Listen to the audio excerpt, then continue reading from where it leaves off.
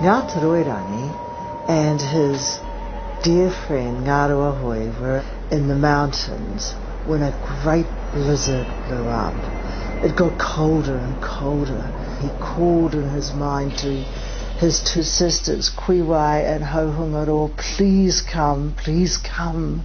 I'm in desperate trouble. So the two sisters travelled from Hawaii, and they travelled underground, but sometimes they would have to surface because they needed to know that they were going in the right direction. The first time they lifted their heads was at White Island, and they carried on underground, but at Awakere Springs they lifted their heads again, and from Awakere they went to Rangiteaorere, and they left their heat at Rangiteaorere, moving on swiftly to their brother.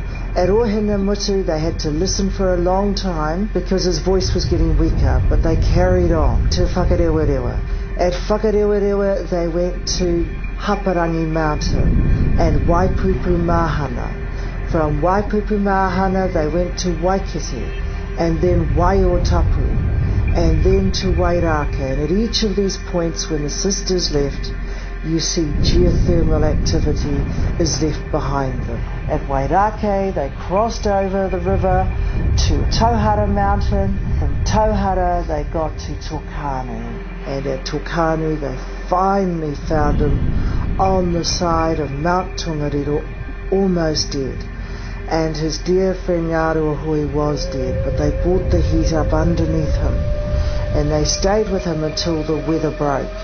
And when they knew that he would be all right, the sisters turned around and headed back home to Hawaii. And on their return trek, they stopped at Rangiteaorere and rested there. And they stopped at Makoia, and they left heat on Makoia Island.